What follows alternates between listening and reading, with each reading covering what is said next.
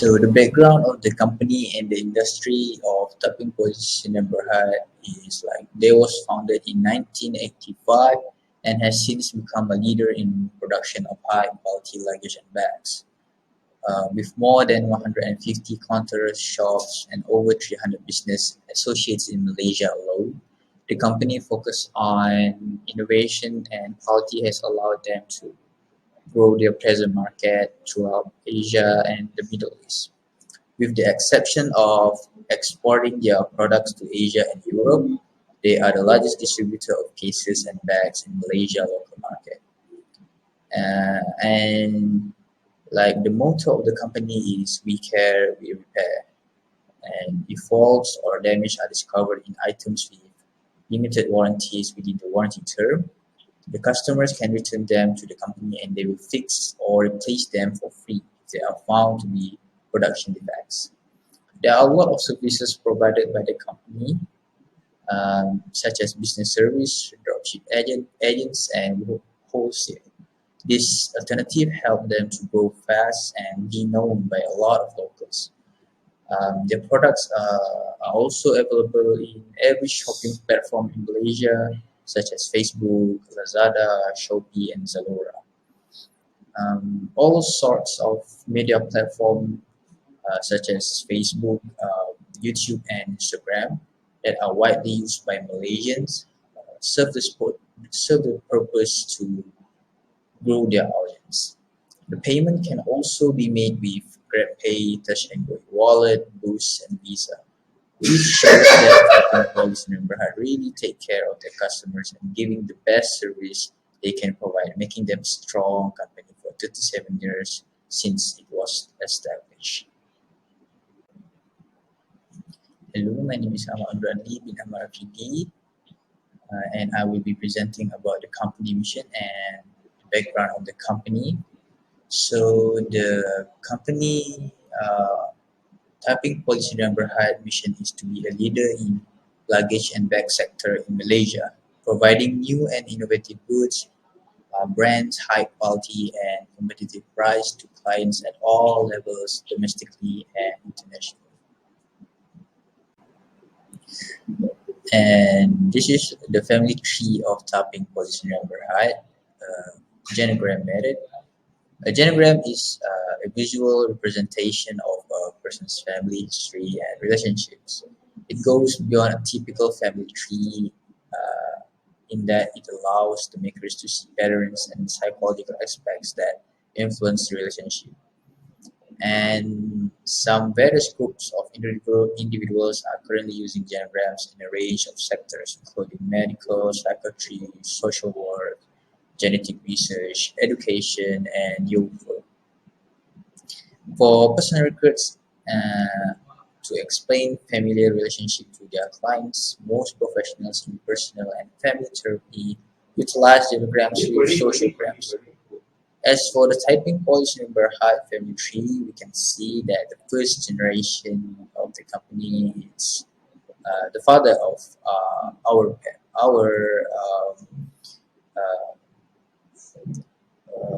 the person that we interviewed, that is Miss Kenji Ang, is PT Ang, and her mother is Miss Jenny Chin. So these the parents for like the 5 siblings of Miss Kenji Ang, that is Carmen Ang, Kelly Ang, Kenny Ang, and Kane Ang. So they have like 5 siblings, and Kenji Ang is the general manager of the company. Since we cannot ask much more detailed question on Miss Kenji Ang family, this is resulting for undetailed genogram family tree. We can only access a little information on the website and the social media profiles. So this is how basically the genogram family tree of Taiping Poly Berhad.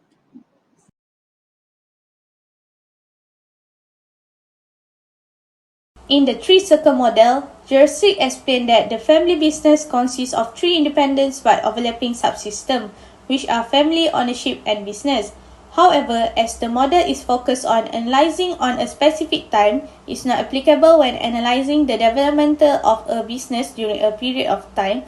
Jersey then developed the three-dimensional developmental model. Instead of using circle, this model contains three axes with different phases, which the business, family, and ownership.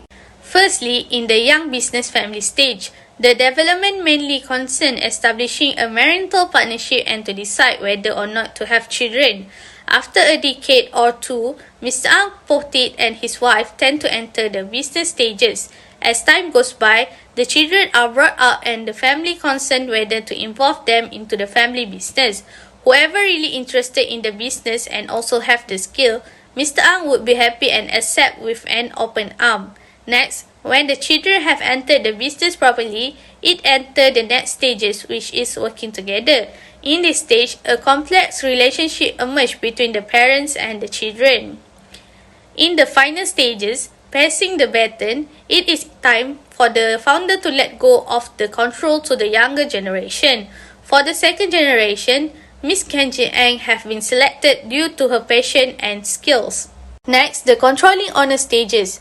Due to other siblings did not have interested in handling the business, Miss Kenji is the only one who hold a position in the company. But before Miss Kenji have been chosen and selected as the managing director, Mr. Ang hired non-family member professional as a CEO for about 5 years before Miss Kenji actually take over the family business. Here, they find that it is a need to hire a professional CEO to do succession. The start-up phase regards to the early years of the company where surviving and establishing a foundation for the firm is vital. Once the company has established in the market, it moves to the expansion phase.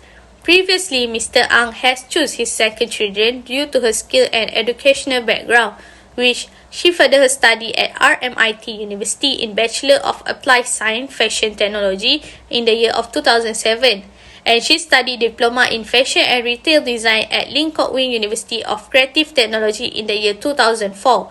Based on what Miss Kenji studied, she implemented it to make a change to the company. The expansion made by Mr. Ang and Miss Kenji have made Taiping Berhad to grow and able to stand out. Taiping Berhad have since been a pioneer in manufacturing superior quality luggage product. Their factory have workforce of more than 150 skilled employees located in Malaysia, while China is 500 workers. When the growth rate of the business declined, the firm entered the maturity phase. The business activity become more of a routine and the objective for the business more likely changes. But Taiping Poly is still not achieving this stage yet because the family business is still new and still being managed by the second generation. Based on the Q&A session, we get to know some of the conflict that arise based on Miss Kenji's experience. Firstly, she said conflict is unavoidable because when it comes to family business, the conflict always arises between the family member and the management in unexpected ways. As an example, the type of conflict that had happened during handling the business is having a contradict direction. This conflict always happens due to miscommunication in the organization. To counter this problem, Ms. Kenji thinks the best way is to resolve this issue by having everyone sitting together and had a face-to-face session. For the second question, Ms. Kenji admits she feels some pressure to work with the family members. The pressure is they, the first generation, always think her may not be able to do or be as good as what they have done. Ms. Kenji shared, because of it, she need to push herself. In fact, Ms. Kenji will tell or give advice to most of people who are going into family business to really understand what they will going into. As a conclusion, family business is not immune from disagreement or controversies among its participants.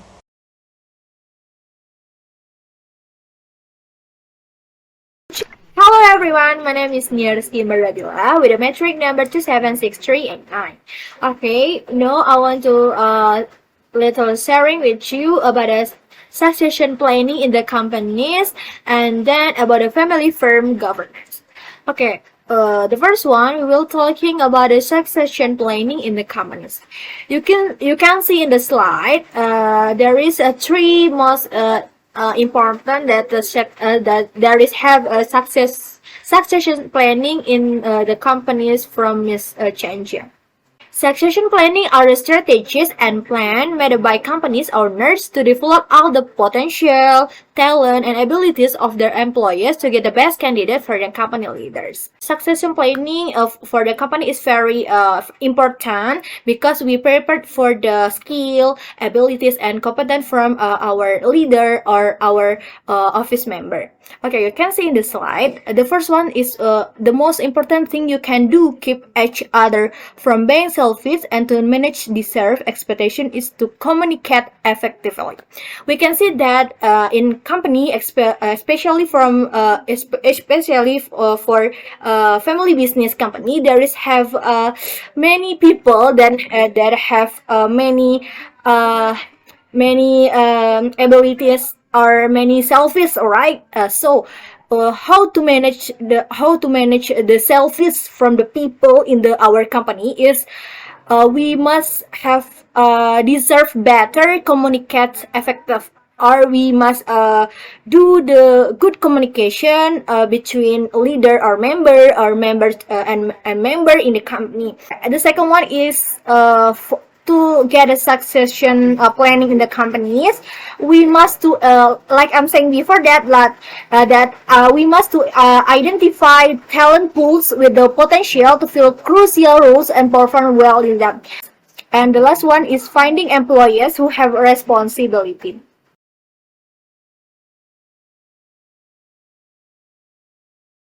Okay, the next one we're talking about family firm governance. In the family firm governance, is this we're talking about the decision maker.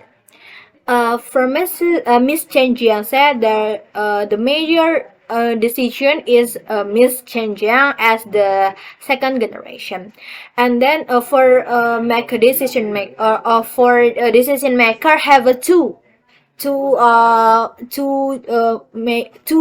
decision here. The first one is from family. From family, his have a first generation as the founder and Mrs. Jiang as the second generation for decision maker from family.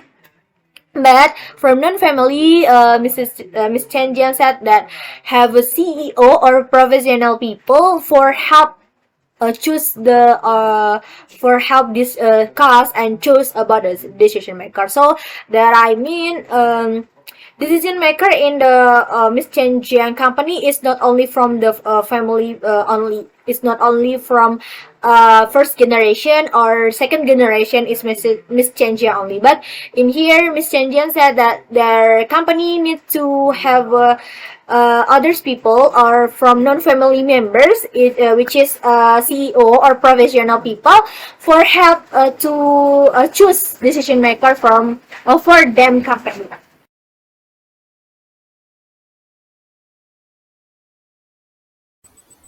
In general, each family member will inherit three kinds of inheritance. First, inheritance is in the form of living memories, such as marriage, pregnancy, birth of child, the first day of school, and other special occasion. Second, inheritance in terms of family identity, such as parents who work as lawyers pass on their abilities to their children. The third inheritance relates to money, both ownership and debt. For the third inheritance, we must manage the inheritance and distribution of wealth effectively and profitably. It's very important to start planning family asset from the start because the price of inheritance in the form of property and debt often creates problems. So it's important to manage it so that family financial affairs run smoothly without causing deficiencies.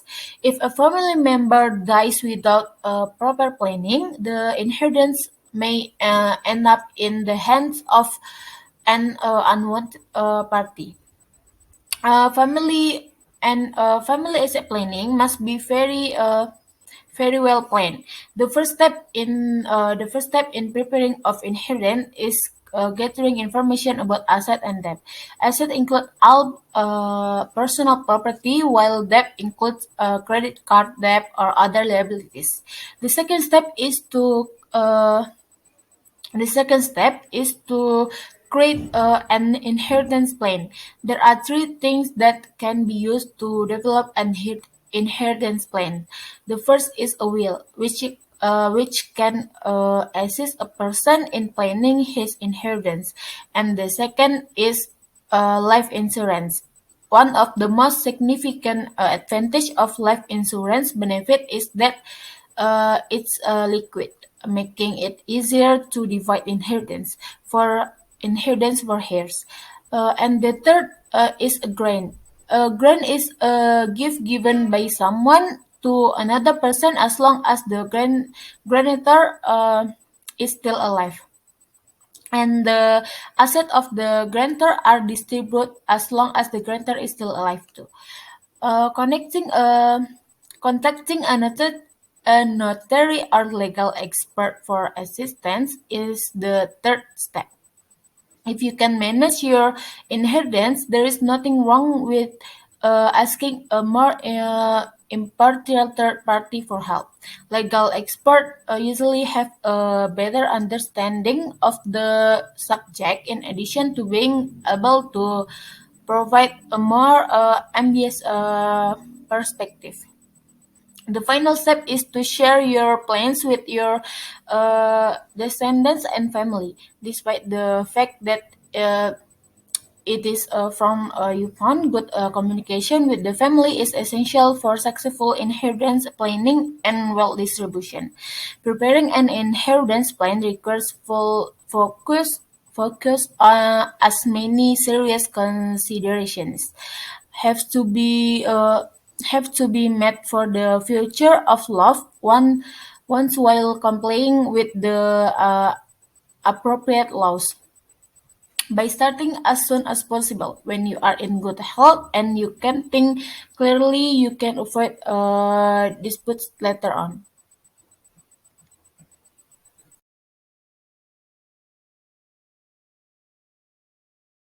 Assalamualaikum warahmatullahi wabarakatuh. I will continue the presentation with strategic planning in the family business. Supporting the family in negotiating the boundary between the family arena and the commercial enterprise sector is a vital project in planning for the own family business.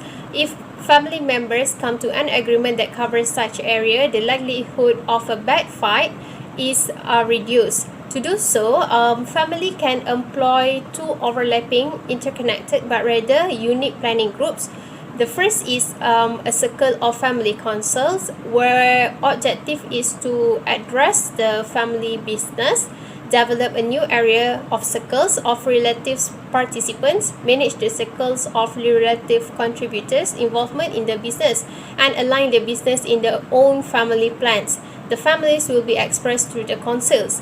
However, a solid circle of family business cannot be built just on the basis of a family councils.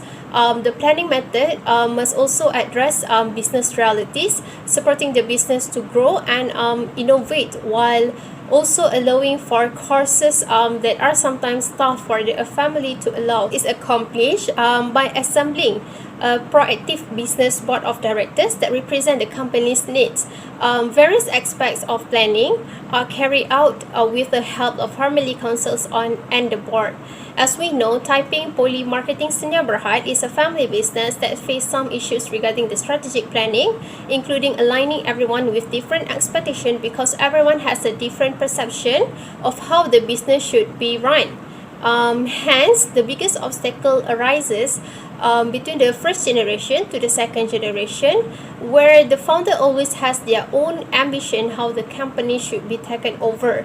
The company encounter this through communication clearly on how the company should be and the expectation as well as the role. We can say that the task of the top management team, which is often made up of the owner, key dynamic relatives, and sometimes key workers and free leaders, is to look at the firm independently from the family. The board should focus on critical planning requirements such as progress management and capital requirements. It may be necessary to question family needs and place restrictions on items like pay and income circulation. The directorate's most important task is to separate the business from the family's requirements. This assembly a different purpose and in most cases a different organization than the family committee. The board of directors usually includes the principal entrepreneur as well as relatives who hold crucial positions. However, unlike the family board, it may also include essential non-family chiefs and free non-family chiefs, or on other hands, guides. That's all from me. Thank you.